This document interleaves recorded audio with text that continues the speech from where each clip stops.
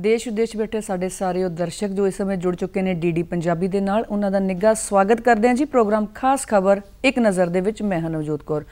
खबरां समाजिक घटनावां समाजिक स्थितियां दे नाल संबंधित हुंदियां ने ते उन्हां खबरां दे पिछे लुकी हुई सच्चाई की है उहदे बारे चर्चा करते हैं अपने असीं इस प्रोग्राम दे विच। चर्चा दे विच साडे नाल शामिल हुंदे ने पत्रकारी दे खेतर दे नाल जुड़े हुए कुछ वो लोग जिन्हां ने लंबा तजर्बा एक हंडाया हुंदा इस खेतर दे विच ते खबरां दे पिछे जो लुकी हुई सच्चाई है उत्थे एक डूंगी घोख रखते हैं। सो अज दे मेहमान साडे स्टूडियो च पहुंच चुके हैं। आओ सब तो पहले उन्हां दा स्वागत करते हैं ते तुहाडे नाल मिलवाउंदे हां जी रेजिडेंट एडिटर दैनिक जागरण अमित शर्मा जी नूं। अमित जी स्टूडियो च बहुत बहुत स्वागत है जी। खबरां दा विश्लेषण शुरू करते हैं। सब तो पहली खबर जिहड़ी राजस्थान दे नाल जुड़ी हुई और काफ़ी टाइम तो लगातार एक महीने तो चर्चा का विषय सी, आखिर दे विच उस विषय नूं ठल पै गई है। सचिन पायलट सारी नाराज़गी छड्ड के कांग्रेस दे विच मुड़ परते ने। अमित जी किस तरह देखते हैं सारी खबर नूं? बिल्कुल असीं इसी मंच ते जदों ये सारा वाक़या चल रहा सी उदों चर्चा की। मैं उदों भी गल कही सी कि जिहड़ी राजनीति बेसिकली है, राजनीति दे विच कोई भी किसी का कोई सगा नहीं हुंदा। बेसिक कुर्सी का खेल हुंदा है। असीं टॉम जैरी का जिहड़ा एक कार्टून हुंदा सीगा, बहुत मशहूर कार्टून रहा है टॉम जैरी का, उस दे विच तुसीं देखो कि वो किते ना किते साडी जिहड़ी पोलीटिकल क्लास है उसनूं सिग्नीफाई करता है कि एक दे पिछे दूसरा जी। ये उत्थे सिर्फ फर्क इन्ना है कि उत्थे दो करैक्टर ने छोटे छोटे, बाकी ने एक रोटी के टुकड़े लिए लड़ाई हुंदी है, ब्रैड के टुकड़े लिए भजते हैं, एक दूजे को कटते हैं, पिछे भजते हैं जी। लेकिन जदों उहदे विच एक है कि जदों बाहरला कोई तीसरा दुश्मन आता है तो वो टॉम और जेरी वो दोनों वो भी इकट्ठे होकर तीसरे दुश्मन को भजा देने, आपस चो फिर गुत्थम गुत्ती रहने ने।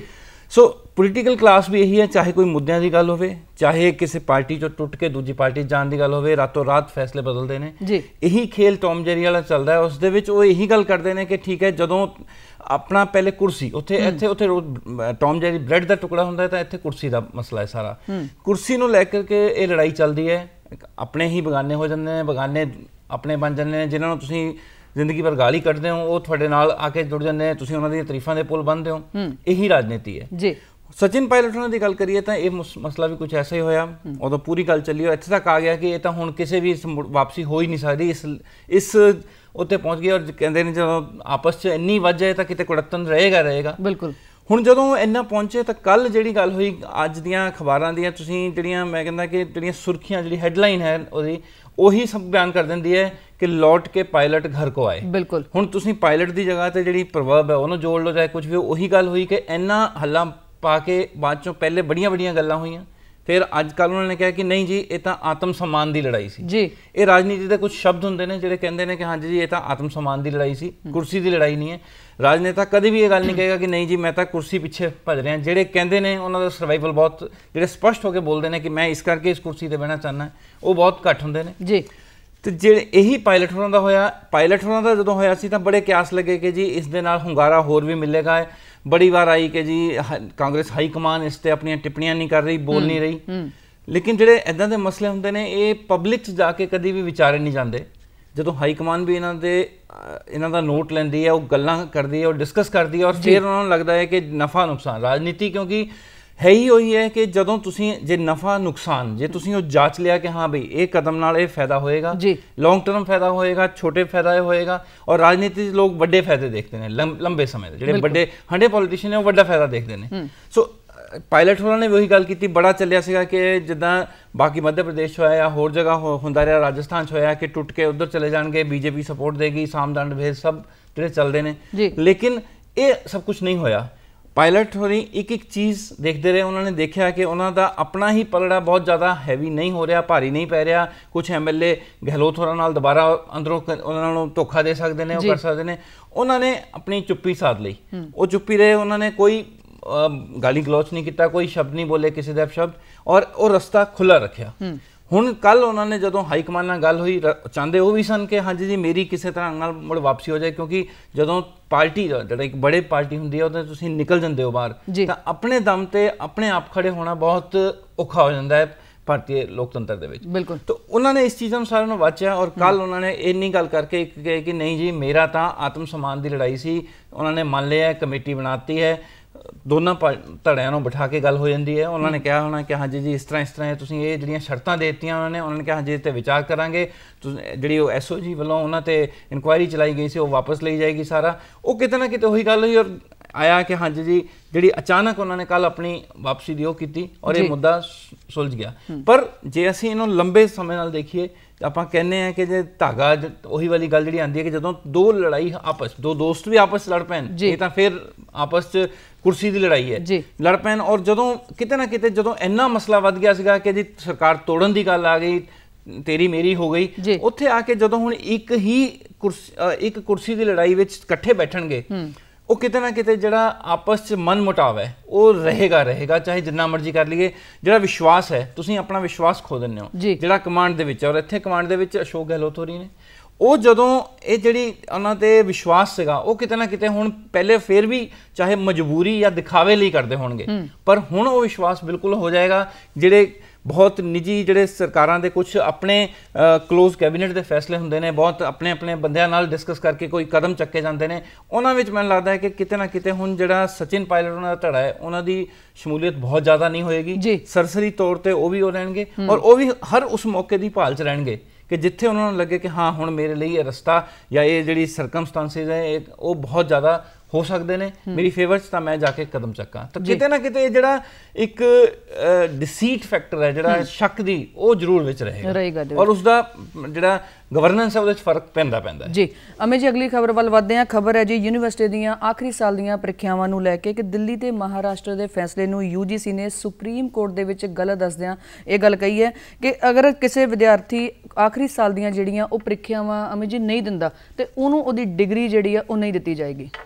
ਬਿਲਕੁਲ, ਸੁਪਰੀਮ ਕੋਰਟ 'ਚ ਕੱਲ UGC ਨੇ ਬੜੀ ਕਲੈਰਿਟੀ ਦੇ ਨਾਲ, ਕਿਉਂਕਿ ਇਸ ਮੁੱਦੇ ਤੇ ਬੜੇ ਕਨਫਿਊਜ਼ਨ ਹੋ ਰਹੇ ਸਨ ਜੀ। ਪਹਿਲੇ ਸਰਕਾਰਾਂ ਨੂੰ ਪੁੱਛਿਆ ਗਿਆ, ਅਲੱਗ-ਅਲੱਗ ਰਾਜ ਸਰਕਾਰਾਂ ਨੇ ਆਪਣਾ ਦਿੱਤਾ, ਬਹੁਤ ਯੂਨੀਵਰਸਿਟੀਆਂ ਨੇ, ਕਈਆਂ ਨੇ ਮਨਾ ਕੀਤਾ, ਪੰਜਾਬ ਨੇ ਬੜਾ ਸਟਰੋਂਗ ਸਟੈਂਡ ਲਿਆ ਸੀਗਾ ਇਹਦੇ ਤੇ। ਉਹਨਾਂ ਨੇ ਪੰਜਾਬ ਨੇ ਵੀ ਕਿਹਾ ਸੀ, ਪੰਜਾਬ ਦੇ ਮੁੱਖ ਮੰਤਰੀ ਨੇ, ਕਿ UGC ਨੂੰ ਇਸ ਤੇ ਮੁੜ ਵਿਚਾਰ ਕਰਨਾ ਚਾਹੀਦਾ ਹੈ ਕਿਉਂਕਿ ਪ੍ਰੈਕਟੀਕਲੀ ਪੋਸੀਬਲ ਨਹੀਂ ਹੈ ਇਹ ਲੈਣਾ। ਉਸ ਤੋਂ ਬਾਅਦ UGC ਨੇ ਪਹਿਲੇ ਸਾਰਿਆਂ ਲਈ ਜ਼ਬਰਦਸਤ ਕੀਤਾ ਸੀਗਾ ਕਿ ਜ਼ਰੂਰੀ ਹੋਏਗਾ, ਫਿਰ ਹੌਲੀ ਜਦੋਂ ਇਹ ਚੀਜ਼ਾਂ ਸਾਹਮਣੇ ਆਈਆਂ, ਪ੍ਰੈਕਟੀਕਲ ਚੀਜ਼ਾਂ ਸਾਹਮਣੇ ਆਈਆਂ ਕਿ ਅਸਲ 'ਚ ਜਿਹੜੇ ਜ਼ਮੀਨੀ ਹਾਲਾਤ ਨੇ ਹੋਏ ਨੇ, ਬਹੁਤਾਂ ਕੋਲ ਫੋਨ ਨਹੀਂ ਹੈ ਜਾਂ ਪੇਪਰ ਕਿਸ ਤਰ੍ਹਾਂ ਲਿਆ ਜਾਏਗਾ, ਫਿਰ UGC ਨੇ ਇੱਕ ਕੱਲ ਸੁਪਰੀਮ ਕੋਰਟ ਦੇ ਵਿੱਚ ਕਿਹਾ ਕਿ ਨਹੀਂ ਇਹ ਤਾਂ ਕਰਨਾ ਪਏਗਾ। ਔਰ ਮਹਾਰਾਸ਼ਟਰ, ਹੁਣ ਇਸ ਟਾਈਮ ਮਹਾਰਾਸ਼ਟਰ ਔਰ ਦਿੱਲੀ, ਇਹ ਦੋਨਾਂ ਨੇ ਬੜਾ ਸਟਰੋਂਗ ਅਪੋਜ਼ ਕੀਤਾ ਸੀ। ਉਹਨਾਂ ਨੇ ਕਿਹਾ ਸੀ ਕਿ ਨਹੀਂ ਅਸੀਂ ਇੱਕ ਪ੍ਰੀਖਿਆਵਾਂ ਨਹੀਂ ਕਰਾ ਸਕਦੇ। ਉਹਨਾਂ ਨੇ ਕਈ ਆਪਣੇ ਰੀਜ਼ਨ ਵੀ ਦਿੱਤੇ, ਪਰ ਉਸ ਦੇ ਵਿੱਚ UGC ਨੇ ਕਿਹਾ ਕਿ ਠੀਕ ਹੈ ਬਾਕੀ ਤਾਂ ਨਹੀਂ ਹੋ ਸਕਦਾ, ਲੇਕਿਨ ਜਿਹੜੇ ਆਖਰੀ ਸਾਲ ਦੇ ਯਾਨੀ ਫਾਈਨਲ ਈਅਰ ਦੇ ਨੇ ਉਹਨਾਂ ਬੱਚਿਆਂ ਨੂੰ ਦੇਣਾ ਪਏਗਾ ਔਰ ਉਹ ਦੇਣ ਲਈ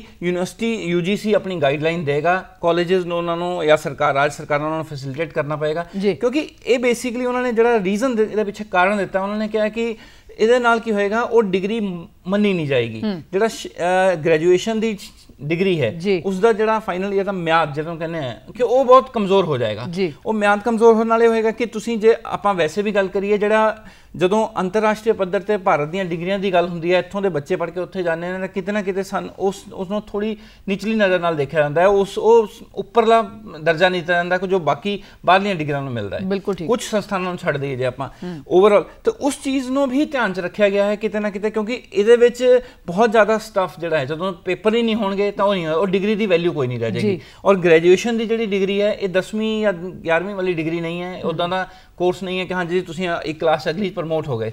ਇਹ ਤੁਹਾਡੀ ਜਿਹੜੀ ਐਜੂਕੇਸ਼ਨ ਪੱਧਰ ਹੈ ਜਿਹੜਾ ਪੂਰਾ, ਉਸ ਦਾ ਭਾਰਤ ਦੀ ਸਿੱਖਿਆ ਨੀਤੀ ਦੇ ਮੁਤਾਬਿਕ ਉਹ ਆਖਰੀ ਕਦਮ ਹੁੰਦਾ ਹੈ। ਇਸ ਤੋਂ ਬਾਅਦ ਤੁਸੀਂ ਫਿਰ ਪ੍ਰੋਫੈਸ਼ਨਲ, ਤੁਸੀਂ ਆਪਣੇ ਜੌਬ ਆਪਣੀ ਉਹਦੇ ਵੱਲ ਜਾਂਦੇ ਹੋ। ਜਦੋਂ ਤੁਹਾਨੂੰ ਉਸ ਦੇ ਲਈ ਵਾਚਿਆ ਜਾਂਦਾ ਹੈ ਕਿ ਤੁਸੀਂ ਕਿੰਨੇ ਦੇ ਕਾਬਿਲ ਹੋ, ਤਾਂ ਕਿਤੇ ਨਾ ਕਿਤੇ ਉਹ ਜਿਹੜੀ ਆਖਰੀ ਸਾਲ ਦੀ ਡਿਗਰੀ ਹੈ ਉਹਦਾ ਵੈਲਿਊ ਪੈਂਦੀ ਹੈ। ਸੋ ਇਹ ਚੀਜ਼ਾਂ ਜਿਹੜੀਆਂ ਹੈ, ਠੀਕ ਹੈ ਪੇਪਰ ਉਹਨਾਂ ਨੇ ਕਿਹਾ ਕਿ ਲੈ ਲੈਣੇ ਚਾਹੀਦੇ ਹੈ, ਲੇਕਿਨ ਕੁਝ ਚੀਜ਼ਾਂ ਜਿਹੜੀਆਂ ਲੋਕਾਂ ਨੂੰ ਜ਼ਮੀਨੀ ਪੱਧਰ ਤੇ ਉਹ ਸਮਝ ਕੇ ਸਰਕਾਰਾਂ ਨੂੰ ਉਹਨਾਂ ਨੂੰ ਕਰਨਾ ਚਾਹੀਦਾ ਹੈ ਕਿ ਇਹ ਕਿਸ ਤਰ੍ਹਾਂ ਅਸੀਂ ਇਸ ਦੇ ਵਿੱਚ UGC ਦਾ ਸਾਥ ਦੇ ਸਕਦੇ ਹਾਂ। 25 ਰਾਜ ਦੇ ਸਕਦੇ ਹੈ, ਪੇਪਰ ਲੈ ਸਕਦੇ ਹੈ, ਯੂਨੀਵਰਸਿਟੀਆਂ ਕਹਿ ਸਕਦੀਆਂ ਨੇ, ਤਾਂ 2 ਰਾਜਾਂ ਨੂੰ ਵੀ ਉਸ ਤੇ ਬਹੁਤ ਜ਼ਿਆਦਾ ਕਹਿ ਕੇ ਕਨਫਰੰਟੇਸ਼ਨ, ਇੱਕ ਇੱਦਾਂ ਦਾ ਮਸਲਾ ਨਹੀਂ ਬਣਾਉਣਾ ਚਾਹੀਦਾ ਕਿ ਨਹੀਂ ਜਿਹਦੇ ਵਿੱਚ ਇਹਦੇ ਨਾਲ ਕਨਫਿਊਜ਼ਨ ਹੀ ਪੈਦਾ ਹੁੰਦੇ ਔਰ ਕਨਫਿਊਜ਼ਨ ਜਦੋਂ ਪੈਦਾ ਹੁੰਦੇ ਤਾਂ ਕਿਤੇ ਨਾ ਕਿਤੇ ਸਾਡੀ ਜਿਹੜੀ ਐਜੂਕੇਸ਼ਨ ਪਾਲਿਸੀ ਸਾਡਾ ਐਜੂਕੇਸ਼ਨ ਦਾ ਪੱਧਰ ਉਸ ਤੇ ਅਸਰ ਪੈਂਦਾ ਹੈ, ਬੁਰਾ ਅਸਰ ਪੈਂਦਾ ਹੈ। ਜੀ ਅਮਿਤ ਜੀ, ਅਸੀਂ ਗੱਲ ਕਰਦੇ ਹਾਂ ਕਿ ਪਿਛਲੇ ਕਾਫੀ ਸਮੇਂ ਤੋਂ ਕਰੋਨਾ ਮਹਾਮਾਰੀ ਨੇ ਵਿਸ਼ਵ ਨੂੰ ਆਪਣੀ ਚਪੇਟ ਦੇ ਵਿੱਚ ਲਿਆ। ਲੋਕਾਂ ਦੇ ਅੰਦਰ ਬਹੁਤ ਸਾਰਾ ਡਰ ਹੈ, ਸਹਿਮ ਹੈ, ਬਜਾਏ ਚਾਹੇ ਉਹ ਸਾਵਧਾਨੀਆਂ ਵਰਤ ਰਹੇ ਨੇ। ਪਰ ਇੱਕ ਰਾਹਤ ਦੀ ਖਬਰ ਇਹ ਹੈ ਕਿ ਰੂਸ ਦੇ ਸਿਹਤ ਮੰਤਰਾਲੇ ਨੇ ਇੱਕ ਪੁਸ਼ਟੀ ਕੀਤੀ ਹੈ ਕਿ ਜੋ ਪਹਿਲਾ ਕਰੋਨਾ ਵਾਇਰਸ ਦਾ ਟੀਕਾ ਹੈ ਉਹ ਕੱਲ੍ਹ ਆਉਣ ਦੀ ਪੂਰੀ ਉਮੀਦ ਹੈ। ਇਸ ਹਫਤੇ ਉਹ ਟੀਕੇ ਨੂੰ ਰਜਿਸਟਰ ਕਰਨ ਜਾ ਰਹੇ ਨੇ ਔਰ ਇਹ ਦੁਨੀਆ ਦਾ ਪਹਿਲਾ ਇਹੋ ਜਿਹਾ ਟੀਕਾ ਵੈਕਸੀਨ ਹੋਏਗੀ ਕਰੋਨਾ ਨੂੰ ਲੈ ਕੇ ਜਿਹਨੂੰ ਕਿ ਨਿਯਮਿਤ ਪ੍ਰਵਾਨਗੀ ਜਿਹੜੀ ਹੈ ਉਹ ਮਿਲੇਗੀ। ਜੀ ਬਿਲਕੁਲ ਜੀ, ਇਹ ਜਿਹੜਾ ਜਦੋਂ ਦਾ ਇਹ ਬਿਮਾਰੀ ਦਾ ਚੱਲਿਆ ਸੀਗਾ ਮਾਰਚ ਤੋਂ, ਉਦੋਂ ਤੋਂ ਲੈ ਕੇ ਹੁਣ ਤੱਕ ਇੱਕ ਹੀ ਸਵਾਲ ਹੁੰਦਾ ਹੈ ਕਿ ਜੀ ਕਦੋਂ ਆਏਗੀ ਇਹਦੀ ਵੈਕਸੀਨੇਸ਼ਨ, ਕਦੋਂ ਆਏਗੀ, ਦਵਾਈ ਕਦੋਂ ਆਏਗੀ। ਬਿਲਕੁਲ ਉਸ ਨੂੰ ਲੈ ਕੇ ਅਲੱਗ-ਅਲੱਗ ਜਿਹੜੇ ਦੇਸ਼ਾਂ ਦੇ ਵਿੱਚ ਹੋੜ ਚੱਲੀ, ਸਾਰਿਆਂ ਨੇ ਕੀਤਾ। ਜਿਸ ਤਰ੍ਹਾਂ ਤੁਸੀਂ ਹੁਣੀ ਜ਼ਿਕਰ ਕੀਤਾ ਕਿ ਰੂਸ ਨੇ ਕਿਹਾ ਹੈ ਕਿ ਕੱਲ੍ਹ ਉਸ ਨੂੰ ਕੀਤਾ ਜਾਏਗਾ, ਪਰ ਇਸ ਦੇ ਵਿੱਚ ਜਿਹੜੇ ਇਹਨੂੰ ਕਹਿ ਲਓ ਕਿ ਅੰਤਰਰਾਸ਼ਟਰੀ ਪੱਧਰ ਤੇ ਜਿਹੜੀ ਇੱਕ ਬਹੁਤ ਬੜੀ ਸੰਸਥਾ ਹੈ WHO, ਉਹਨੇ ਹਜੇ ਪੂਰੀ ਪ੍ਰਵਾਨਗੀ ਨਹੀਂ ਦਿੱਤੀ ਜੀ। ਇਹ ਜਿਹੜਾ ਵਿੱਚ ਐਲੀਮੈਂਟ ਹੈ ਕਿਉਂਕਿ ਜਦੋਂ ਇੱਦਾਂ ਦੀ ਵੈਕਸੀਨੇਸ਼ਨ ਆਣੀ ਹੈ, ਇਹ ਜਿਹੜੀ ਵੈਕਸੀਨੇਸ਼ਨ ਆਉਣ ਦੀ ਮਾਰਕੀਟ 'ਚ ਉਹਨਾਂ ਨੇ ਘੋਸ਼ਣਾ ਕੀਤੀ, ਉਹਨਾਂ ਨੇ ਕਿਹਾ ਕਿ ਅਕਤੂਬਰ ਤੱਕ ਇਹ ਹੋ ਜਾਏਗੀ, ਕੱਲ੍ਹ ਉਸ ਨੂੰ ਫਾਈਨਲ ਪ੍ਰਵਾਨਗੀ ਹੋ ਜਾਏਗੀ ਜੀ। ਇਸ ਦੇ ਵਿੱਚ ਕਿਉਂਕਿ ਸਾਰੇ ਪੂਰੇ ਵਿਸ਼ਵ ਦੀਆਂ ਇਹਦੇ ਤੇ ਨਜ਼ਰਾਂ ਨੇ ਔਰ ਹਰ ਜਿਹੜਾ ਕੰਟਰੀ ਹੈ, ਹਰ ਦੇਸ਼ ਉਹ ਕਿਤੇ ਨਾ ਕਿਤੇ ਇਸ ਵੈਕਸੀਨੇਸ਼ਨ ਨੂੰ ਹਾਸਲ ਕਰਨ ਲਈ ਵੀ ਉਹ ਹੈ। ਜਦੋਂ ਇਹਨਾਂ ਨੇ ਕਿਹਾ ਹੈ ਇੱਥੇ WHO ਜਾਂ ਇੱਦਾਂ ਦੇ ਜਿਹੜੇ ਸੰਸਥਾਨ ਨੇ, ਜਦੋਂ ਅਸੀਂ ਕੋਵਿਡ ਦੀ ਗੱਲ ਕਰਦੇ ਹਾਂ ਤਾਂ ਕੋਵਿਡ ਤੇ ਜਿਹੜੀ WHO ਵਰਲਡ ਹੈਲਥ ਆਰਗੇਨਾਈਜੇਸ਼ਨ ਜਿਹੜੇ ਉਹ ਗਾਈਡਲਾਈਨ ਦਿੰਦਾ ਹੈ, ਉਸ ਨੂੰ ਹਰ ਦੇਸ਼ ਇੱਕ ਫੋਲੋ ਕਰਦਾ ਹੈ। ਜੇ ਅਸੀਂ ਉਸ ਚੀਜ਼ ਨੂੰ ਛੱਡ ਦਈਏ ਕਿ WHO ਦੇ ਚੀਫ ਨੂੰ ਲੈ ਕੇ ਜਿਹੜੀ ਕੰਟਰੋਵਰਸੀ ਰਹੇਗੀ ਉਹ ਅਲੱਗ ਰਹੇਗੀ ਕਿ ਜੀ ਉਹ ਇੱਕ ਦੇਸ਼ ਚਾਈਨਾ ਨੂੰ ਇੰਪੋਰਟੈਂਸ ਦਿੰਦਾ ਜਾਂ ਉਹਨਾਂ ਦੇ ਪੱਖ ਬੋਲਦਾ, ਉਹ ਗੱਲਾਂ ਅਮਰੀਕਾ ਚਾਈਨਾ ਉਹ ਅਲੱਗ ਹੋ ਗਈਆਂ। ਲੇਕਿਨ ਇਹ ਵਿਸ਼ਵ ਪੱਧਰੀ ਇੱਕ ਜਿਹੜੀ ਹੈਲਥ ਦੀ ਆਰਗੇਨਾਈਜੇਸ਼ਨ ਹੈ, ਇਹ ਪੂਰੇ ਵਿਸ਼ਵ ਦੀ ਕੋਵਿਡ ਨੂੰ ਸਟੱਡੀ ਕਰਦੇ ਹੋਏ ਆਪਣੇ ਆਪਣੇ ਗਾਈਡਲਾਈਨਸ ਦਿੰਦੀ ਹੈ। ਇਹਨਾਂ ਨੇ ਇਹੀ ਸਾਰੇ ਜਿਹੜੀ ਇਹ ਵੈਕਸੀਨੇਸ਼ਨ ਦਾ ਕਿਰਿਆ ਸਾਰਾ ਹੋ ਰਿਹਾ, ਕਿਰਿਆ ਕਿਸ ਤਰ੍ਹਾਂ ਇਸ ਨੂੰ ਮਾਰਕੀਟਸ ਲਿਆਉਣਾ ਹੈ, ਲੋਕਾਂ ਲਈ ਪਹੁੰਚਾਉਣਾ, ਉਹਨੂੰ ਸਾਰਾ ਨਿਗਰਾਨ ਕਰਦੇ ਪਏ ਨੇ ਜੀ। ਉਹਨਾਂ ਦਾ ਕਹਿਣਾ ਹੈ ਕਿ ਜਿਹੜਾ ਫੇਜ਼ 3 ਦਾ ਟਰਾਇਲ ਹੈ ਉਹ ਹਜੇ ਇਹਦੇ ਵਿੱਚ ਨਹੀਂ ਪਹੁੰਚਿਆ। ਜਿਹੜੇ ਫੇਜ਼ 3 ਦਾ ਮਤਲਬ ਹੈ ਕਿ ਤੁਸੀਂ ਆਮ ਜਿਹੜੀ ਨਾਗਰਿਕ ਨੇ, ਆਮ ਪਾਪੂਲੇਸ਼ਨ ਜਿਹੜੇ ਕਿ ਹੈਲਦੀ ਨੇ, ਉਹਨਾਂ ਨੂੰ ਤੁਸੀਂ ਵੈਕਸੀਨੇਸ਼ਨ ਦੇਖ ਕੇ ਉਹਦਾ ਅਸਰ ਦੇਖਦੇ ਹੋ ਕਿ ਕਿਸ ਤਰ੍ਹਾਂ ਹੈ। ਉਹਦੇ ਉਸ ਫੇਜ਼ 3 ਦੇ ਵਿੱਚ WHO ਦੇ ਮੁਤਾਬਕ ਸਿਰਫ 3 ਆਏ ਨੇ। ਠੀਕ ਹੈ, ਇਹ ਪਹਿਲਾ ਹੈਗਾ ਇੱਕ ਜਿਹੜਾ ਯੂਨੀਵਰਸਿਟੀ ਆਕਸਫੋਰਡ ਦਾ ਚਾਈਨਾ ਦਾ ਹੈ ਔਰ ਇੱਕ ਜਿਹੜੀ 2 ਪ੍ਰਾਈਵੇਟ ਕੰਪਨੀਆਂ ਫਾਈਜ਼ਰ ਔਰ ਉਹਨਾਂ ਨੇ ਮਿਲ ਕੇ ਕੀਤਾ ਹੈ, ਉਹ 3 ਤੀਸਰੇ ਫੇਜ਼ 'ਚ ਪਹੁੰਚ ਚੁੱਕੇ ਨੇ। ਜਿਹੜਾ ਇਹ ਰਸ਼ੀਆ ਦੀ ਗੱਲ ਹੋਈ ਹੈ, ਇਹ ਉਹਨਾਂ ਦੇ WHO ਦੇ ਮੁਤਾਬਕ ਇਹ ਉਸ ਫੇਜ਼ 'ਚ ਨਹੀਂ ਹੈ। ਇਹ ਉਹਨਾਂ ਨੇ ਆਪਣੇ ਪੱਧਰ ਤੇ ਕੀਤਾ। ਉਹਨਾਂ ਨੇ ਕਿਹਾ ਕਿ ਅਸੀਂ ਜਿਹੜੇ ਆਪਣੇ ਉਹ ਕੀਤੇ ਨੇ ਉਹਨਾਂ ਚੋਂ ਲੈਬੋਰਟਰੀ ਟੈਸਟ ਔਰ ਉਹਨਾਂ ਨੂੰ ਦੇਖ ਕੇ ਅਸੀਂ ਇਹ ਫੈਸਲਾ ਕਰ ਰਹੇ ਹਾਂ ਕਿ ਇਹ ਦਵਾਈ ਬਿਲਕੁਲ ਠੀਕ ਹੈ, ਵੈਕਸੀਨੇਸ਼ਨ ਅਸੀਂ ਇਹਨੂੰ ਮਾਰਕੀਟ 'ਚ ਲਿਆਵਾਂਗੇ।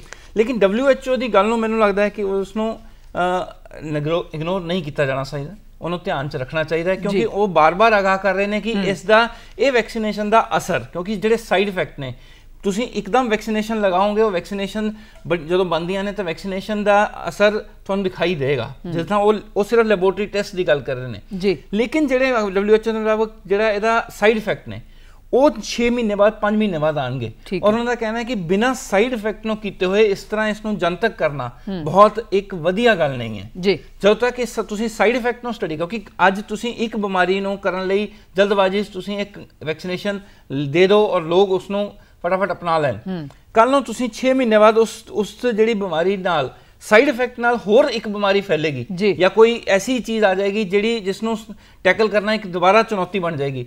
ਉਸ ਚੀਜ਼ ਨੂੰ ਦੇਖਦੇ ਹੋਏ ਇਹਨੂੰ ਬੜੇ ਵਾਚ ਕੇ, ਕਿਉਂਕਿ ਇਹ ਇੱਕ ਦੇਸ਼ ਇੱਕ ਉਹਦਾ ਮਸਲਾ ਨਹੀਂ ਹੈ, ਇਹ ਤਾਂ ਪੂਰੇ ਵਿਸ਼ਵ ਦਾ ਮਸਲਾ ਹੈ। ਬਿਮਾਰੀ ਨੇ ਪੂਰੇ ਵਿਸ਼ਵ ਨੂੰ ਘੁਮਾਇਆ ਪਿਆ ਹੈ, ਤਾਂ ਇਹਦੀ ਵੈਕਸੀਨੇਸ਼ਨ ਤੇ ਜਦੋਂ ਤੱਕ ਸਾਰੇ ਪੱਧਰ ਤੇ ਪੂਰੀ ਮੈਡੀਕਲੀ ਫੈਟਰਨਿਟੀ ਇਸ ਨੂੰ ਓਕੇ ਨਹੀਂ ਕਰਦੀ, ਉਦੋਂ ਤੱਕ ਇਸ ਚੀਜ਼ ਨੂੰ ਬਹੁਤ ਜ਼ਿਆਦਾ ਹੁੰਗਾਰਾ ਨਹੀਂ ਦਿੱਤਾ ਜਾਂਦਾ ਜੀ। ਅਮਿਤ ਜੀ, ਨਾਲ ਅਗਲੀ ਜੁੜਦੀ ਖਬਰ ਫਿਰ ਕਰੋਨਾ ਦੀ ਹੀ ਹੈ ਕਿ ਵਿਸ਼ਵ ਦੇ ਅਗਰ ਅਸੀਂ ਅੰਕੜਿਆਂ ਤੇ ਝਾਤ ਪਾਈਏ ਤਾਂ ਵਿਸ਼ਵ ਦੇ ਅੰਕੜੇ 2,83,00,000 ਦੇ ਜਿਹੜੇ ਉਹ ਨੇੜੇ ਨੇ। ਅਗਰ ਠੀਕ ਹੋਣ ਵਾਲੇ ਮਰੀਜ਼ਾਂ ਦੀ ਗੱਲ ਕਰੀਏ ਤਾਂ 1,29,00,000 ਦੇ ਕਰੀਬ ਇਹ ਮਰੀਜ਼ ਨੇ। ਦੂਜੇ ਸਿਹਤ ਜੋ ਸਾਡੀ ਸੰਸਥਾ ਹੈ ਉਹ ਵੀ ਕਹਿੰਦੇ ਕਿ ਜਿਹੜੇ ਇਸ ਹਫ਼ਤੇ ਦੇ ਅੰਦਰ ਜਿਹੜੇ ਮਰੀਜ਼ ਨੇ ਕਰੋਨਾ ਦੇ, ਉਹਨਾਂ ਦੇ ਹੋਰ ਵਧਣ ਦੀ ਸੰਭਾਵਨਾ ਹੈ। ਤੇ ਜੇ ਭਾਰਤ ਦੇ ਕੁੱਲ ਮਾਮਲਿਆਂ ਦੀ ਅਸੀਂ ਗੱਲ ਕਰਦੇ ਹਾਂ ਤੇ ਕੁੱਲ ਮਾਮਲੇ 22,61,000 ਤੋਂ ਉੱਪਰ ਨੇ। ਪਰ ਭਾਰਤ ਦੇ ਵਿੱਚ ਸਿਹਤ ਮੰਤਰਾਲੇ ਨੇ ਇੱਕ ਜੋ ਬਿਆਨ ਜਾਰੀ ਕੀਤਾ ਉਹ ਇਹ ਵੀ ਹੈ ਕਿ ਜੋ ਡਾਕਟਰ ਜਿਨ੍ਹਾਂ ਨੂੰ ਕਰੋਨਾ ਪੋਜ਼ੀਟਿਵ ਪਾਇਆ ਜਾਂਦਾ ਉਹ ਇਕਾਂਤਵਾਸ ਦੇ ਵਿੱਚ ਭੇਜੇ ਜਾਂਦੇ ਨੇ, ਉਹਨਾਂ ਨੂੰ ਅਸੀਂ ਔਨ ਡਿਊਟੀ ਹੀ ਮੰਨਾਂਗੇ। ਬਿਲਕੁਲ, ਆਪਾਂ ਵਿਸ਼ਵ ਦੀ ਗੱਲ ਕਰੀਏ ਪਹਿਲੇ, ਵਿਸ਼ਵ ਪੱਧਰ ਤੇ ਕਰੋਨਾ ਦੇ ਜਿਹੜੇ ਕੇਸਿਸ ਵਧ ਰਹੇ ਨੇ, ਕੇਸਿਸ ਵਧਣ ਦਾ ਗ੍ਰਾਫ ਤਾਂ ਹਰ ਉਹਦੇ ਤੇ ਹੈ ਜੀ। ਕਈ ਦੇਸ਼ ਇਸ ਤੋਂ ਆਪਣੇ ਆਪ ਨੂੰ ਮੁਕਤ ਕਹਿਣ ਲੱਗੇ ਕਿ ਅਸੀਂ ਮੁਕਤ ਹੋ ਗਏ ਜੀ, ਕੁਝ ਸਮੇਂ ਬਾਅਦ ਫਿਰ ਦੁਬਾਰਾ ਕੇਸ ਆ ਗਏ। ਸੋ ਇੱਥੇ ਇਹ ਕਹਿਣਾ ਕਿ ਅਸੀਂ ਜਦੋਂ ਤੱਕ ਇਹ ਪੂਰੀ ਵੈਕਸੀਨੇਸ਼ਨ ਦਾ ਜਿਹੜੀ ਗੱਲ ਹੋਈ ਹੈ ਜਾਂ ਦਵਾਈ ਜਾਂ ਪੂਰਾ ਇਹਦਾ ਇਲਾਜ ਨਹੀਂ ਆ ਜਾਂਦਾ, ਉਦੋਂ ਤੱਕ ਇਹ ਕਹਿਣਾ ਕਿ ਦਾਅਵੇ ਕਰਨੇ ਕਿ ਅਸੀਂ ਇਸ ਤੋਂ ਮੁਕਤ ਹੋ ਗਏ ਹਾਂ, ਉਹ ਦਾਅਵਿਆਂ 'ਚ ਕੋਈ ਬਹੁਤ ਬੜੀ ਉਹ ਨਹੀਂ ਹੈ। ਨਿਊਜ਼ੀਲੈਂਡ ਇੱਕ ਉਦਾਹਰਣ ਹੈ, ਨਿਊਜ਼ੀਲੈਂਡ 'ਚ ਹੋਏ ਹੁਣ ਚਾਹੇ 101 ਦਿਨ ਤੋਂ ਉੱਥੇ ਨਹੀਂ ਕੇਸ ਆਏ, ਪਰ इसके वास्ते किया नहीं जा सकता कि कदों, क्योंकि क्योंकि पूरी पॉपूलेशन ਨੂੰ ਟੈਸਟਿੰਗ ਕਰਨਾ ਬਹੁਤ ਆਸਾਨ ਕੰਮ ਨਹੀਂ ਹੈ। ਭਾਰਤ ਦੀ ਗੱਲ ਕਰ ਲਈਏ, ਵਿਸ਼ਵ ਦੀ ਅਸੀਂ ਗੱਲ ਕਰ ਰਹੇ ਸੀ ਪਹਿਲੇ ਕਿ ਵਿਸ਼ਵ ਦੇ ਵਿੱਚ ਜੇ ਤੁਸੀਂ ਦੇਖੋ ਕਿ ਕੱਲ ਜਿਹੜੇ ਅੰਕੜੇ ਆਏ ਨੇ ਉਹਦੇ ਵਿੱਚ ਬੱਚਿਆਂ ਦਾ ਜਿਹੜਾ ਅੰਕੜਾ ਹੈ ਉਹ ਵੀ ਬੜਾ ਇੱਕ ਉਹ ਹੈ ਕਿ 70,000 ਜੁਲਾਈ ਦੇ ਆਖਿਰ ਪਿਛਲੇ ਜਿਹੜਾ ਇੱਕ ਹਫਤਾ ਬੀਤਿਆ ਹੈ ਅਗਸਤ ਦਾ ਸ਼ੁਰੂ ਔਰ ਜੁਲਾਈ ਦਾ ਐਂਡ ਸੀਗਾ, ਉਸ ਦੇ ਵਿੱਚ ਬੱਚਿਆਂ ਦੇ ਮਸਲੇ ਉੱਥੇ 3.38 ਲੱਖ ਦੇ ਕਰੀਬ ਬੱਚੇ ਸੰਕਰਮਿਤ ਹੋਏ ਨੇ। ਔਰ ਉਹਦੇ ਵਿੱਚੋਂ ਜਿਹੜੇ ਪਿਛਲਾ ਸਮੇਂ ਸੀਗਾ ਉਹਦੇ ਵਿੱਚ ਪਹਿਲੇ ਤਾਂ ਇਹ ਆ ਰਿਹਾ ਸੀ ਕਿ ਬੱਚੇ ਬਹੁਤ ਘੱਟ ਸੰਕਰਮਿਤ ਸੀ, ਇਹ ਹੁਣ ਜਿਹੜੇ ਬੱਚਿਆਂ ਦਾ ਅੰਕੜਾ ਹੈ ਉਹ ਵੀ ਵੱਧ ਗਿਆ ਹੈ। ਹੁਣ ਤੁਸੀਂ ਦੇਖੋ ਕਿ ਬੱਚੇ ਭਾਰਤ 'ਚ ਵੀ ਕਈ ਕੇਸ ਆ ਰਹੇ ਨੇ ਇੱਦਾਂ ਦੇ ਵੱਧ ਰਿਹਾ ਅੰਕੜਾ। ਅਮਰੀਕਾ ਦੀ ਗੱਲ ਕਰੀਏ ਤਾਂ ਉੱਥੇ 3.38 ਲੱਖ ਦੀ ਜਿਹੜੀ ਗੱਲ ਮੈਂ ਕੀਤੀ ਹੈ ਉਸ ਦੇ ਵਿੱਚ 70,000 ਸਿਰਫ ਪਿਛਲੇ ਇੱਕ ਹਫ਼ਤੇ ਦੇ ਬੱਚਿਆਂ ਦੇ ਕੇਸ ਨੇ ਜੀ। ਉੱਥੇ ਸਕੂਲ ਖੋਲਣ ਦੀ ਕੁਝ ਜਗ੍ਹਾ ਖੋਲੀ, ਜਾਰਜੀਆ ਵਿੱਚ ਸਕੂਲ ਖੋਲੇ ਗਏ ਲੇਕਿਨ ਉਹ ਬੰਦ ਕਰਨੇ ਪੈ ਗਏ ਇਸੇ ਕਰਕੇ। ਭਾਰਤ 'ਚ ਵੀ ਜਿਹੜੀ ਹੁਣ ਗੱਲ ਆਈ ਹੈ ਸਕੂਲਾਂ ਦੀ ਵੀ ਇਹੀ ਗੱਲ ਹੋ ਰਹੀ ਹੈ ਕਿ ਜੇ ਸਕੂਲ ਖੋਲਣੇ ਹੈ, ਸਕੂਲਾਂ ਦੀ ਗੱਲ ਹੁੰਦੀ ਹੈ, ਕੁਝ ਰਾਜਾਂ ਨੇ ਕਿਹਾ ਕਿ ਸਕੂਲ ਖੋਲਣਾ ਚਾਹੁੰਦੇ ਆ, ਹਰਿਆਣਾ ਨੇ ਕਿਹਾ, ਪੰਜਾਬ ਨੇ ਸਟੈਂਡ ਲਿਆ ਕਿਸੇ ਨਹੀਂ ਖੋਲਾਂਗੇ। ਇਹ ਜਿਹੜੇ ਮਸਲੇ ਵੱਧਦੇ ਜਾ ਰਹੇ ਨੇ। ਅਸੀਂ ਮੰਡੀਆਂ ਦੀ ਗੱਲ ਕਰ ਲਈਏ, ਤੁਸੀਂ ਦੇਖੋ ਪੂਰੀ ਜਗ੍ਹਾ ਜਿਹੜੀ ਮੈਂ ਬਾਰ-ਬਾਰ ਕਹਿਣਾ ਜਿਹੜੀ ਇਹ ਇਸ ਨੂੰ ਰੋਕਣਾ ਇਹ ਸਾਡੇ ਹੱਥ 'ਚ ਹੈ। ਹੁਣ ਸਰਕਾਰਾਂ ਇਸ ਨੂੰ ਸਿਰਫ SOP ਬਣਾ ਸਕਦੀਆਂ ਨੇ, ਰੋਕਣਾ ਸਾਡੇ ਕੰਮ। ਤੁਸੀਂ ਮੰਡੀਆਂ ਜਾਓ, ਦੇਖੋ ਸਬਜ਼ੀ ਲੈਂਦੇ ਹੋਏ ਦੇਖੋ ਰੇਹੜੀਆਂ ਤੇ ਦੁਬਾਰਾ ਉਸੇ ਤਰ੍ਹਾਂ ਰਸ਼ ਹੋਣ ਲੱਗ ਗਿਆ ਹੈ, ਲੋਕ ਮੋਢੇ ਨਾਲ ਮੋਢਾ ਜੋੜ ਕੇ ਮਾਸਕ ਨਹੀਂ ਲਾਉਂਦੇ ਨੇ। ਸਰਕਾਰ ਨੂੰ ਥੱਕ ਚਲਾਨ ਵੀ ਕੱਟਣ ਦੀ ਗੱਲ ਹੋ ਗਈ, ਚਲਾਨ ਵੀ ਲੋਕਾਂ ਨੇ ਕਟਵਾ ਲਏ, ਕਈ ਕਰੋੜਾਂ 'ਚ ਚਲਾਨ ਕੱਟ ਹੋ ਗਏ, ਪਰ ਉਹ ਨਹੀਂ ਲੋਕਾਂ ਨੇ ਮਾਸਕ ਲਾਉਣ ਤੇ ਜਿਹੜੇ ਨਹੀਂ ਲਾਏ ਉਹ ਮਾਸਕ ਲਾਉਣ ਤੇ ਅੜੇ ਰਹੇ। ਸਰਕਾਰ ਨੇ ਹਰ ਤਰ੍ਹਾਂ ਨਾਲ ਇਹਨਾਂ ਨੂੰ ਐਜੂਕੇਟ ਕਰਨ ਦਾ ਕੀਤਾ, ਸਭ ਕੁਝ ਕੀਤਾ, ਪਰ ਲੋਕ ਨਹੀਂ ਕਰ ਰਹੇ। ਇਹ ਜਿਹੜੀਆਂ ਚੀਜ਼ਾਂ ਇਹ ਜਦੋਂ ਅਸੀਂ ਇਹਨਾਂ ਦੀ ਅਣਗਹਿਲੀ ਕਰਦੇ ਹਾਂ ਤਾਂ ਇਹ ਜਿਹੜਾ ਅਸੀਂ ਗੱਲ ਕਰਦੇ ਹਾਂ ਕਿ ਕੇਸ ਵੱਧ ਰਹੇ ਨੇ, ਉਹ ਵਧਣਗੇ। ਜੇ ਆਪਾਂ ਪੰਜਾਬ ਦੇ ਹੈਲਥ ਐਕਸਪਰਟ ਦੀ ਮੈਂ ਸਰਕਾਰ ਦੇ ਨੁਮਾਇੰਦੇ ਨਾਲ ਉਸ ਦਿਨ ਗੱਲ ਕਰ ਰਿਹਾ ਸੀ ਕੁਝ ਦਿਨ ਪਹਿਲੇ, ਉਹਨਾਂ ਦਾ ਹੈਗਾ ਕਿ 15 ਅਗਸਤ ਤੋਂ ਬਾਅਦ ਬਹੁਤ ਵਧਣਗੇ। ਉਹ ਇਸ ਕਰਕੇ ਨਹੀਂ ਵਧਣਗੇ, ਹੁਣ ਜਿੱਦਾਂ ਆਏਗਾ ਲੋਕਾਂ ਨੂੰ ਡਰਨ ਦੀ ਗੱਲ ਨਹੀਂ ਹੈ, ਰਿਕਵਰੀ ਰੇਟ ਅੱਛਾ ਹੈ, ਇਹ ਕੇਸ ਵਧਣਗੇ ਕਿਉਂ 15 ਅਗਸਤ ਤੋਂ ਬਾਅਦ? ਕਿਉਂਕਿ ਕੱਲ ਪੰਜਾਬ ਦੇ ਵਿੱਚ ਕੁਝ ਲੈਬ 4 ਲੈਬ ਨਵੀਆਂ ਸ਼ੁਰੂ ਹੋ ਗਈਆਂ, ਜਲੰਧਰ ਵੀ ਹੋ ਗਈ ਹੈ, ਲੁਧਿਆਣਾ ਵੀ ਹੋ ਗਈ, ਮੋਹਾਲੀ ਵੀ ਹੋ ਗਈ। ਇਹ ਜਿਹੜੀਆਂ 3-4 ਲੈਬਸ ਹੋਈਆਂ, ਇਹ ਲੈਬ ਦੇ ਨਾਲ ਜਿਹੜੀ ਟੈਸਟਿੰਗ ਫੈਸਿਲਿਟੀ ਹੈ ਉਹ ਲਗਭਗ ਦਿਨ ਦੇ 20,000 ਹੋ ਜਾਣਗੇ। 25% ਰੋਜ਼ ਦੇ ਕੇਸ ਨੇ ਜਿਹੜੇ ਉਹ ਪੋਜ਼ਿਟਿਵ ਆਉਂਦੇ ਨੇ ਜਿੰਨੀ ਟੈਸਟਿੰਗ ਹੁੰਦੀ ਹੈ। ਪਹਿਲੇ ਉਹ ਅੰਕੜਾ ਸੀਗਾ 500, 700, 800 ਮੈਕਸਿਮਮ 1000, ਲੇਕਿਨ ਹੁਣ ਜਦੋਂ 20,000 ਰੋਜ਼ ਦੇ ਟੈਸਟਿੰਗ ਹੋਏਗੀ ਤਾਂ ਸਰਕਾਰ ਦੇ ਹੈਲਥ ਐਕਸਪਰਟਸ ਨੇ ਜਿਹੜਾ ਐਂਟੀਸਪੇਟ ਕੀਤਾ ਹੈ ਉਹਦੇ ਵਿੱਚ ਇਹ ਆਇਆ ਕਿ ਜਿਹੜੇ 20,000 ਜਦੋਂ ਹੋਣਗੇ, 20,000 ਦੇ ਵਿੱਚ ਜੇ 20% ਲਾ ਲਓ ਤਾਂ 4,000, ਯਾਨੀ ਕਿ ਦਿਨ ਦੇ ਇਕੱਠੇ ਜਦੋਂ ਹੁਣ ਪਹਿਲੀ ਵਾਰ ਲੈਬ ਦਾ ਰਿਜ਼ਲਟ ਆਏਗਾ ਤਾਂ ਇੱਕ ਦਿਨ ਇਦਾਂ ਲੱਗੇਗਾ ਜਿੱਦਾਂ ਪਤਾ ਨਹੀਂ ਕਿੰਨੇ ਕੇਸ ਵੱਧ ਗਏ ਨੇ, ਉਹ 4,000 ਕੇਸ ਆਣੇ ਸ਼ੁਰੂ ਹੋ ਜਾਣਗੇ। ਤਾਂ ਇਹ ਜਿਹੜੇ ਕੇਸ ਦੇ ਵਿੱਚ ਡਰਨ ਦੀ ਕੋਈ ਗੱਲ ਨਹੀਂ ਹੈ। ਬਾਰ-ਬਾਰ ਕਿਹਾ ਜਾ ਰਿਹਾ ਕਿ ਜੇ ਰਿਕਵਰੀ ਰੇਟ ਅੱਛਾ ਹੈ, ਤੁਸੀਂ ਆਪਣੇ ਪੂਰਾ ਇਲਾਜ ਢੰਗ ਨਾਲ ਰੱਖੋ, ਆਪਣੇ ਬੈਠੋ ਘਰੇ ਆਈਸੋਲੇਟ ਹੋ ਜਾਓ ਉਸ ਚੀਜ਼ਾਂ, ਬਾਕੀ ਆਪਣੇ ਸੰਪਰਕ ਵਾਲੇ ਜਿਹੜੇ ਉਹਨਾਂ ਨੂੰ ਕਹਿ ਦਿਓ ਕਿ ਕੈਰੀਅਰ ਨਾ ਬਣੋ, ਤਾਂ ਇਸ ਬਿਮਾਰੀ ਤੇ ਹੋਏਗਾ। ਡਰਨ ਦੀ ਇਸ ਦੇ ਵਿੱਚ ਕੋਈ ਹਜੇ ਗੱਲ ਨਹੀਂ ਹੈ। ਜੀ ਅਮਿਤ ਜੀ, ਅਸੀਂ ਗੱਲ ਕਰਦੇ ਹਾਂ ਕਿ ਜਦੋਂ ਕਰੋਨਾ ਨਾਲ ਗੱਲ ਜੁੜਦੀ ਹੈ ਤੇ ਇਹਦੇ ਨਾਲ ਹੀ ਜੁੜੇ ਬਾਕੀ ਚੀਜ਼ਾਂ ਵੀ ਸਾਹਮਣੇ ਆਉਂਦੀਆਂ ਨੇ। ਸੂਬੇ ਦੇ ਮੁੱਖ ਮੰਤਰੀ ਕੈਪਟਨ ਅਮਰਿੰਦਰ ਸਿੰਘ ਨੇ ਕੇਂਦਰ ਸਰਕਾਰ ਕੋਲੋਂ ਨੈਸ਼ਨਲ ਵਾਇਰੋਲੋਜੀ ਇੰਸਟੀਚਿਊਟ ਦੀ ਜਿਹੜੀ ਸਥਾਪਨਾ ਉਹ ਕਰਨ ਦੀ ਮਨਜ਼ੂਰੀ ਮੰਗੀ ਸੀ ਔਰ ਫਿਲਹਾਲ ਫਾਈਨਲੀ ਇਹ ਖੁਸ਼ੀ ਦੀ ਖਬਰ ਹੈ ਕਿ ਮਨਜ਼ੂਰੀ ਮਿਲ ਗਈ ਹੈ। ਤੇ ਇਹ ਸਾਰੀ ਖਬਰ ਨੂੰ ਅਸੀਂ ਵਿਦਿਆਰਥੀਆਂ ਦੇ ਪੱਖ ਤੋਂ ਕਿਸ ਤਰ੍ਹਾਂ ਦੇਖਦੇ ਹਾਂ? ਬਿਲਕੁਲ ਦੇਖਿਓ ਜੀ, ਸਾਇੰਸ ਔਰ ਰਿਸਰਚ, ਅੱਜ ਜਿਹੜਾ ਸਾਇੰਸ ਔਰ ਰਿਸਰਚ ਦਾ ਯੁੱਗ ਆ ਗਿਆ ਜੀ, ਉਸ ਦੇ ਵਿੱਚ ਜਿਹੜੇ ਸਾਊਥ ਦੇ ਸੀਗੇ ਪਹਿਲੇ ਦੱਖਣ ਭਾਰਤ ਦੇ, ਉਹਨਾਂ ਵਿੱਚ ਇਦਾਂ ਦੀਆਂ ਸਾਰੇ ਬੜੇ ਇੰਸਟੀਚਿਊਟਸ ਰਹੇ ਨੇ। ਨਾਰਥ ਦੇ ਵਿੱਚ ਚੰਡੀਗੜ੍ਹ 'ਚ ਰਿਹਾ ਹੈ, ਲੇਕਿਨ ਪੰਜਾਬ ਦਾ ਇਸ ਦੇ ਵਿੱਚ ਬਹੁਤ ਬੜੀ ਸ਼ਮੂਲੀਅਤ ਨਹੀਂ ਸੀ। ਕੈਪਟਨ ਸਰਕਾਰ ਨੇ ਇਹੀ ਮੁੱਦਾ ਚੱਕਿਆ ਸੀਗਾ ਔਰ ਬੜੇ ਟਾਈਮ ਤੋਂ ਉਹਨਾਂ ਨੇ ਬਾਰ-ਬਾਰ ਚਿੱਠੀਆਂ ਲਿਖ ਰਹੇ ਸੀ ਔਰ ਕੱਲ ਇਸ ਚੀਜ਼ ਦੀ ਮਨਜ਼ੂਰੀ ਆ ਗਈ ਹੈ। ਇਹ ਚੰਡੀਗੜ੍ਹ ਦੇ ਵਿੱਚ ਜਿਹੜਾ ਨਿਊ ਚੰਡੀਗੜ੍ਹ ਦੇ ਵਿੱਚ ਮੈਡੀਸਿਟੀ ਬਣ ਰਿਹਾ ਪੰਜਾਬ ਦਾ, ਉਸ ਦੇ ਵਿੱਚ ਇਸ ਨੂੰ ਸਥਾਪਿਤ ਕੀਤਾ ਜਾਏਗਾ ਔਰ ਇਸ ਦਾ ਲੌਂਗ ਟਰਮ ਤੇ ਬੜਾ ਫਾਇਦਾ ਹੋਏਗਾ। ਜਿਸ ਤਰ੍ਹਾਂ ਵੈਟਨਰੀ ਦੇ ਇੰਸਟੀਚਿਊਟ ਪੰਜਾਬ 'ਚ ਹੈਗੇ ਨੇ, ਤਾਂ ਹੁਣ ਜਿਹੜਾ ਇਹ ਵਾਇਰੋਲੋਜੀ ਦਾ ਇਸ ਦਾ ਬਿਮਾਰੀਆਂ ਨੂੰ ਸਟੱਡੀ ਕਰਨ ਦਾ ਬਿਲਕੁਲ ਇਸ ਤੇ ਇੱਕ, ਕਿਉਂਕਿ ਸਾਇੰਸ ਦਾ ਯੁੱਗ ਹੈ ਤਾਂ ਜਿਹੜੀ ਤਰੱਕੀ ਹੈ ਇਨਡਾਇਰੈਕਟ ਤਰੀਕੇ ਨਾਲ ਪ੍ਰਦੇਸ਼ ਦੀ ਤਰੱਕੀ 'ਚ ਹੀ ਇਹਦਾ ਯੋਗਦਾਨ। ਜੀ ਅਮਿਤ ਜੀ, ਖਬਰ ਬਿਲਕੁਲ ਸੰਖੇਪ ਦੇ ਵਿੱਚ ਲਵਾਂਗੇ ਕਿ ਕੱਲ ਅੰਤਰਰਾਸ਼ਟਰੀ ਕੌਮਾਂਤਰੀ ਯੁਵਾ ਦਿਵਸ ਹੈ। ਉੱਥੇ ਕੈਪਟਨ ਅਮਰਿੰਦਰ ਸਿੰਘ ਨੇ ਜੋ ਫਿਲਹਾਲ ਵਾਅਦਾ ਕੀਤਾ ਸੀ ਸਮਾਰਟਫੋਨ ਦੇਣ ਦਾ, ਉਹ ਕੱਲ ਵੰਡਣੇ ਸ਼ੁਰੂ ਹੋ ਗਏ ਨੇ ਤੇ ਸੂਚੀ ਤਿਆਰ ਹੈ। ਬਿਲਕੁਲ ਜੀ, ਫੋਨ ਵੰਡਣੇ ਸ਼ੁਰੂ ਹੋ ਗਏ ਨੇ ਤੇ ਚੁਣਾਵਾਂ ਦੀ ਤੁਸੀਂ ਕਹਿ ਲਓ ਕਿ ਕਹਿੰਦੇ ਨੇ ਕਿ ਸਰਹੱਦ ਪਰ ਸੀਗਾ ਉਹਨਾਂ ਦਾ ਕਿ ਸ਼ੋਰ ਹੈ, ਦੇਖੋ ਚੁਣਾਵ ਤਾਂ ਨਹੀਂ ਹੈ, ਹੁਣ ਫੋਨ ਆ ਗਏ ਨੇ ਇੰਨੇ ਟਾਈਮ ਬਾਅਦ, ਤਾਂ ਜ਼ਰੂਰ ਇਹ ਇਲੈਕਸ਼ਨ ਟਾਈਮ ਆ ਗਿਆ। ਪਤਾ ਹੈ ਕਿ ਹੁਣ ਅਗਲੇ ਸਾਲ 1 ਸਾਲ ਬਾਅਦ ਇਲੈਕਸ਼ਨ ਹੋਣੇ ਹੈ ਤਾਂ ਜਿਸ ਦੇ ਵਿੱਚ ਤੁਸੀਂ ਦੇਖੋ ਇਹ ਉਹੀ ਪੈਟਰਨ ਹੈ, ਉਹਦੇ ਵਿੱਚ ਫੋਨ ਤਾਂ ਦਿੱਤੇ ਜਾ ਰਹੇ ਨੇ, ਇੱਕ ਲੋਗੋ ਲਗਾਤਾ ਹੈਗਾ ਜਿਹਨੂੰ ਕੋਈ ਰਿਮੂਵ ਨਹੀਂ ਕਰ ਸਕਦਾ। ਤੁਸੀਂ ਜਿੰਨੀ ਵਾਰ ਫੋਨ ਕਰੋਗੇ ਕੈਪਟਨ ਦੀ ਸਰਕਾਰ, ਇੱਕ ਵਾਰ ਫਿਰ ਉਹ ਨਾਰਾ ਫਿਰ ਆਏਗਾ ਔਰ ਬਾਰ-ਬਾਰ ਉਹ ਐਂਡੋਰਸਮੈਂਟ ਹੋਏਗੀ। ਜਿਹੜੀ ਇਲੈਕਸ਼ਨ ਦੀ ਮੈਂ ਗੱਲ ਕੀਤੀ ਕਿ ਬੇਸਿਕਲੀ ਇਹ ਸਾਰੇ ਚੀਜ਼ਾਂ ਜਿਹੜੀਆਂ ਚੌਂਚਲੇ ਨੇ, ਮੈਂ ਤਾਂ ਇਹਨਾਂ ਨੂੰ ਚੁਣਾਵੀ ਚੌਂਚਲੇ ਹੀ ਕਹਿਣਾ ਹੈ, ਉਹਦਾ ਇੱਕ ਉਹ ਹੈ ਕਿ ਇਹ ਹੁਣ ਕੱਲ ਤੋਂ ਜਿਹੜੇ 12 ਤਰੀਕ ਤੋਂ ਦਿੱਤੇ ਜਾਣਗੇ ਜੀ। ਅਮਿਤ ਜੀ, ਖਬਰਾਂ ਦੀ ਵਿਚਾਰ ਚਰਚਾ ਨੂੰ ਇੱਥੇ ਸਮੇਟਦੇ ਹਾਂ। ਤੁਸੀਂ ਸਟੂਡੀਓ ਦੇ ਵਿੱਚ ਆਏ, ਸਾਨੂੰ ਜਾਣਕਾਰੀ ਸਾਂਝੀ ਕੀਤੀ, ਤੁਹਾਡਾ ਬਹੁਤ ਬਹੁਤ ਧੰਨਵਾਦ। ਤੇ ਸਾਡੇ ਦਰਸ਼ਕ ਜੋ ਜੁੜੇ ਨੇ ਡੀਡੀ ਪੰਜਾਬੀ ਦੇ ਨਾਲ, ਉਹਨਾਂ ਦਾ ਬਹੁਤ ਬਹੁਤ ਧੰਨਵਾਦ।